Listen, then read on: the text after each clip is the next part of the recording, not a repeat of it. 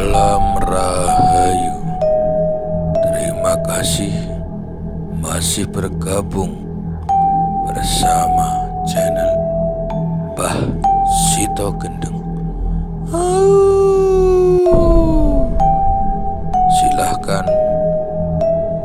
yang belum like, komen, dan subscribe untuk mendukung channel Mbah Sito Gendeng. Kita sedang berbincang-bincang lagi dengan Mbah Sito Gendeng. Ini saya ada pertanyaan, Mbah, dari netizen. Saya pada akhirnya bingung harus menjawabnya itu bagaimana. Makanya ini pengen tak pertanyakan kali jenengan. Berkenaan dengan sesaji, Mbah.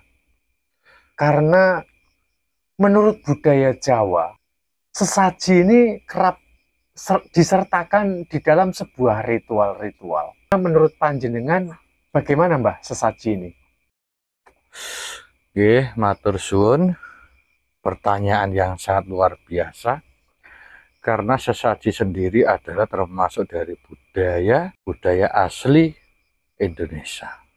Sesaji ada suatu prosesi di mana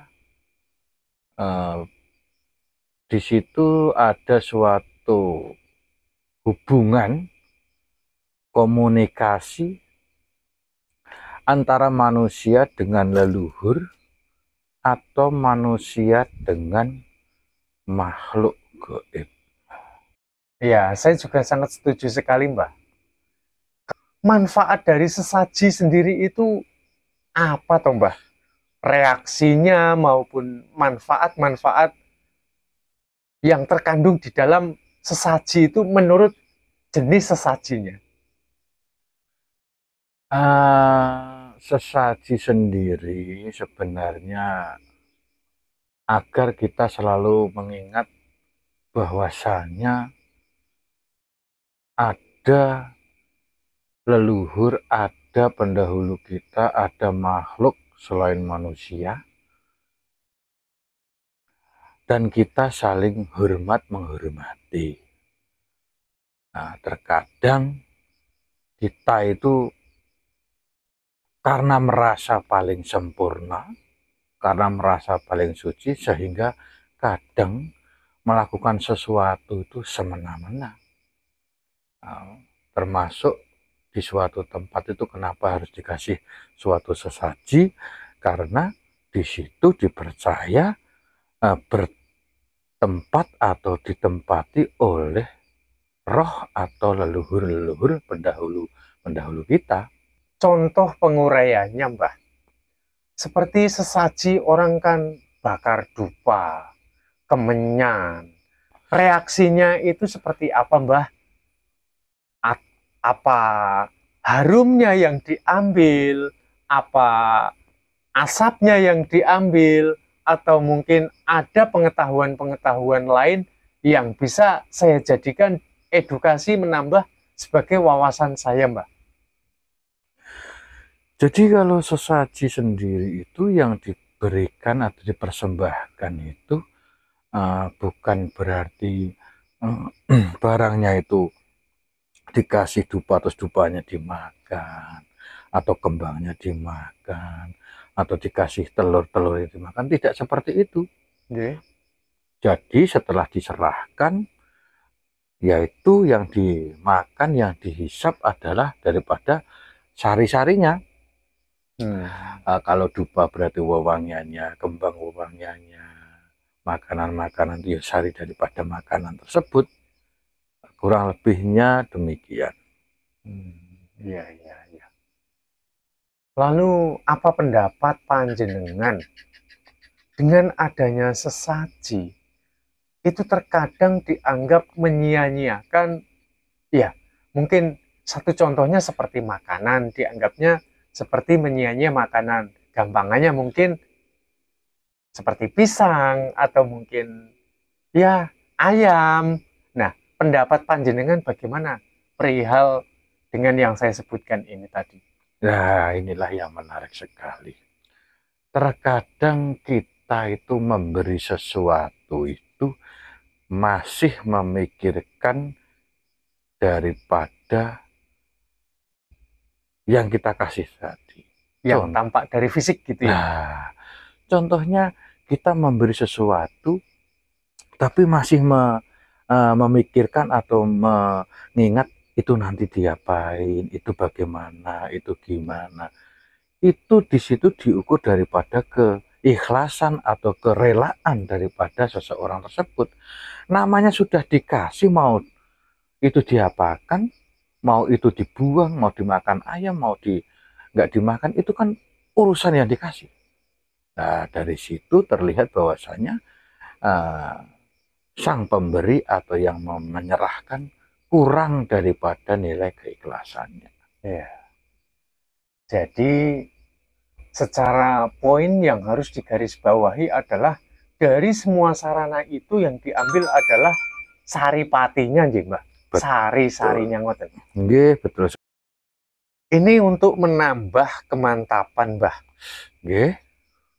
Itu apakah sebelumnya itu pernah ada cerita seperti apa toh pentingnya memberi sesaji pada tempat-tempat tertentu? Oh, nggih. Jadi ceritanya tuh panjang. Nggih. Jadi kemungkinan ini,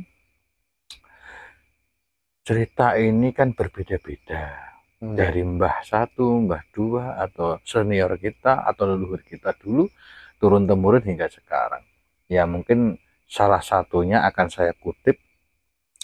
Mohon maaf apabila berbeda cerita atau berbeda pendapat, karena saya yang mendapatkannya seperti yang akan saya ceritakan. Pada suatu hari ada satu keluarga, suami dan istri. Sang suami adalah seorang ahli dalam melakukan tirakat spiritual. Dan sang suami ini kemudian mendapatkan perintah daripada atasan atau seorang di kadipaten waktu itu, ya kan. Terus ditinggallah seorang istri tersebut di rumah sendiri. Lah, sang istri ini sering, karena suaminya pergi bertugas di kadipaten, beliau ini sering ke suatu tempat di sungai. Ya. Setelah itu dia kembali sore, kalau pagi ke sungai, terus sore kembali. Untuk memberi sesaji itu? Belum ceritanya sebelum itu, karena untuk mengisi suatu kebosanan. Setelah, ya mohon izin para leluhur untuk menceritakan ini. Lah terus setelah itu, singkat cerita, sekian lama sang mertua melihat gerak-gerik daripada menantunya. Ya. Ditegurlah dan diajak pulanglah sang menantu. Kenapa kok di sini? Dibujuk untuk pulang. Sering melamun di sungai. Lah, setelah sekian lama akhirnya suaminya pulang. Pulang melihat istrinya itu walaupun di rumah tetap memandangi sungai, arah sungai dengan sedih, wajah sedih. Yeah. Setelah itu sang suami menanyakan, tapi sang istri tidak menjawab. Singkat cerita, sang suami melakukan sebuah ritual dan menelisik apa sebenarnya yang terjadi. Ternyata sang suami karena ahli spiritual mendapatkan gambaran bahwasanya sang istri melakukan suatu kesalahan, ya, yaitu saat makhluk dunia lain abstrak atau sebangsanya itu sedang memasak. Dengan tidak sengaja sang istri itu melewati sungai tersebut dan menabrak masakan itu sehingga tumpah, dan anak-anak kecil dari mahal itu tidak makan kelaparan.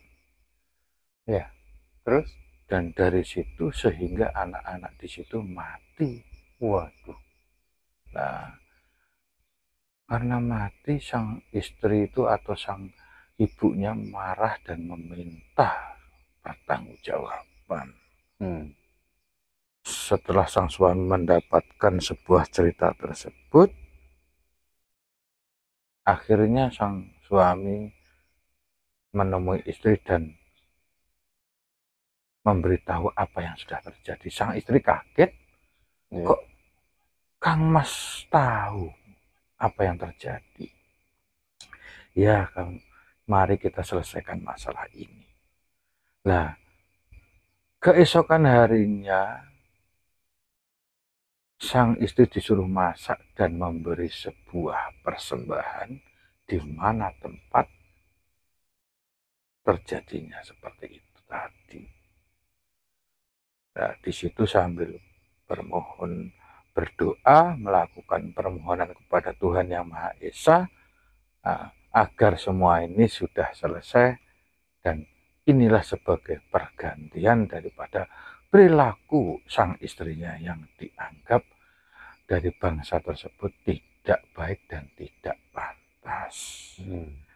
Nah, kurang lebihnya demikian. Akhirnya di mana itu terjadi suatu sesaji, karena kurang lebih adalah kita satu pesannya, kita harus berhati-hati dimanapun kita berada, karena kita tidak tahu apa yang alam lain lakukan. Kalau di adat Jawa kita harus permisi, mohon maaf apabila kita melakukan suatu kesalahan. Yang kedua adalah dimanapun kita berada, selalu ingat kepada Tuhan kita, selalu dalam keadaan ingat,